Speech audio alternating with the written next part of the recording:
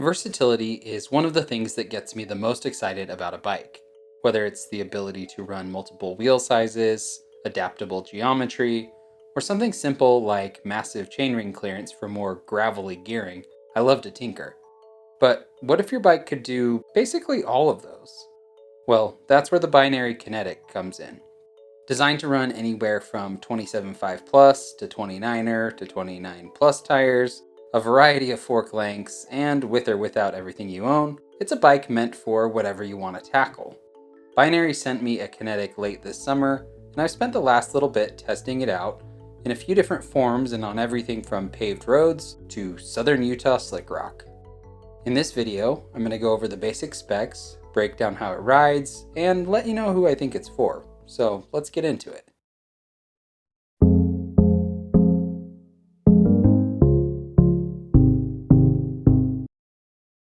Binary Bicycles is a bike company based in Arizona that's focused on titanium mountain, adventure, and fat bike frames. The Kinetik is their more mountain-focused option in the adventure lineup and was designed with the Arizona Trail Race and the Tour Divide in mind. Designing a bike for those two races might sound a little funny as they're not all that similar. The Tour Divide is mostly dirt roads and double track, while the AZT is a much more technical, single track focused route. So how do you get something that will do well at both? Well, you go to the middle ground with the geometry. First off, I want to say the middle ground is not a bad thing. In fact, I think it's what makes a bike a real jack of all trades and is really the key to versatility. The Kinetik has a 67-degree head tube paired with a 74.5-degree seat tube and is designed to work with 100mm suspension forks or rigid forks with an axle to crown around 500mm. If you've seen any of my previous review videos, you'll know I think 67 degrees is probably the Goldilocks of head tube angles. It's slack enough to get the front end out and be more stable at high speeds, but it's not so slack that it causes sloppy handling when you're going a little bit slower. The bike can also run a slightly longer 120mm suspension fork if you're riding rougher terrain. The frame is also available in 7 different sizes, ranging from 15.5 all the way up to 21. I rode an 18, which is kind of a medium, almost a medium large, but thanks to all the different sizes, it's really easy to get your perfect size. Something that's important if you're going to be riding this bike for days on end. The 18 has a 621 effective top tube, basically that distance to the bars when you're seated, a 629 stack, and a 443 reach. The shorter effective top tube and reach and a tall stack are what give the bike such a comfortable riding position, especially when paired with a slightly lower than average 60mm of bottom bracket drop. I only ran mine with 29 plus tires for 2 reasons. 1, it's my favorite tire size, and 2, it's kind of all I had on hand. Binary doesn't sell complete bikes, so I received a frame and kind of pulled things from my parts bin and maybe even a couple of my own bikes to get it up and running. They did, however, include their titanium Falcon bars, which I'd previously used when I reviewed their Gordita fat bike.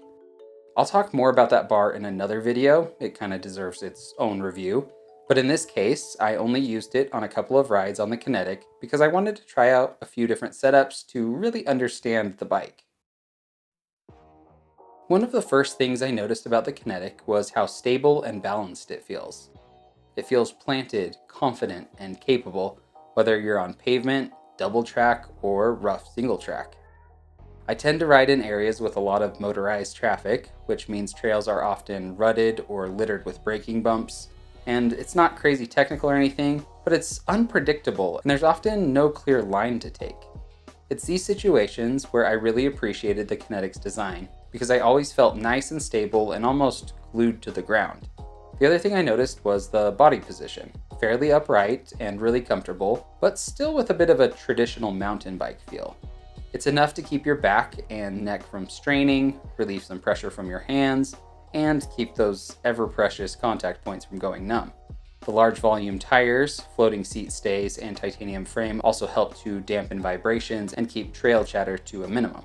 On the traditional mountain bike feel side, it almost felt like I was just riding a size down on a modern hardtail, with some extra stack added in, of course. The top tube and reach are on the shorter side to keep things comfortable, but it doesn't hinder the overall capability thanks to the large tires slackish head tube, and of course the suspension fork. It's not a bike you're going to huck off big drops, wheelie, or really play with on your local flowy jump line, but that's also not what it's designed for. Now, I've never ridden the AZT, at least not more than a few miles on a trip to Flagstaff, but I know it can be rocky and technical for miles on end. So while my local Montana trails would be more than enough to see how capable this bike is, I felt like a trip to the desert was a good idea. I ended up taking the Kinetik with me on a trip to St. George, Utah, fitted with a 110mm Ren fork and a 29x3¼ tire up front with a 29x3 in the rear. I was riding with a group of people with varying degrees of mountain bike skills, so I didn't hit any black diamonds, but there are enough bonus lines on these trails to make up for it. Whether it was twisty flow sections or steep slick rock obstacles, I never felt like I was at the limits of the Kinetik. Small drops, steep rolls, and sections of chunk were no problem as the geometry, suspensions, and big tires just rolled on through. Like I mentioned, it's not a super playful bike overall, but it was still fun to run it down bear claw poppy with my kids and pop off of little rocks and lips along other trails. The only time I really had an issue was on tight switchbacks or turns, as longer bikes tend to be a little harder to get around those types of corners. The fork I was running also didn't help the turning situation with its higher axle to crown, but either way, a 100mm suspension or even a rigid fork would make these tight turns a lot more manageable. Speaking of rigid forks, one of my final tests for this bike was to see how I could set it up for the other race Binary mentioned, the Tour Divide. So after I got back from the desert, I swapped to a rigid carbon fork, Ren Perseverance alt bars, and a faster rolling 3-inch tire up front. Would I use these tires on this route, the Tour Divide? I doubt it, but it was what I had on hand, and I wasn't actually going to go ride or race for a few weeks all at one time. As expected, the bike had a quicker, more lively feel to it thanks to the slightly shorter and lighter carbon fork up front. The Perseverance bars have a sort of built-in aero bar setup, which was extremely comfortable to use from that taller stack of the frame. That combination made cruising along paved and dirt roads feel really efficient and gave me another body position to give all those different muscles a break. Binary mentions the bike works well with 29er tires as well, and I can totally see how throwing something like a 2.3-inch Mezcal or a similar fast-rolling tire would make for just a total mile-munching machine. I also decided to see what it was like pedaling with water bottles in the drop tank mounts, because I had some concerns they'd maybe interfere with my knees or legs along the way. As it turns out, I didn't have any issues with them, and I found it to be a surprisingly nice position for easy access to water bottles while riding. To be honest, I hardly scratched the surface of what all you could carry with this bike, but I did figure out that even with a full frame bag, I could have carried like 6 or 7 water bottles. It has seat stay mounts, rack mounts, 2 different top tube mounts, 3-pack mounts on the top and bottom of the down tube, and a bottle cage mount on the seat tube. You'll basically never run out of mounting locations. So if you're someone who wants to carry a ton of stuff and maybe doesn't love rear racks or a bag on your bars, the Kinetik really has you covered. When I first read up on the Kinetik, I was pretty sure it was a bike I'd enjoy riding, but I knew I wouldn't be able to utilize it to its full potential. I've got a whole nother life outside of bikes that keeps me pretty busy, so as much as I'd love to be on a bike for days on end, it's just not in the cards right now.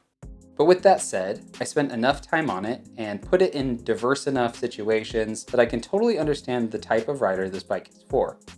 It's for someone who wants to run a wide range of mountain bike tire sizes, especially plus tires, with or without suspension, and with the bare essentials or everything you own. It's got the right geometry to work well for everything from dirt road touring to ultra distance bike pack races, and even for spins on your local single track trails on the weekend. The Kinetik is a bike that fits that definition of versatility to an absolute T. And if I was going on a weeks long ride across all kinds of terrain, it's exactly the bike I'd want to be on. Thanks again to Binary for sending this bike out for review. If you want to learn more about it or want to purchase a frame from them, check the link out in the description below. If you enjoyed this video, be sure to leave a like and let me know what you think of this bike down in the comments. And if you want to support me, leave a super thanks, buy some stickers, and be sure to subscribe. Thanks for watching, and I'll see you next time.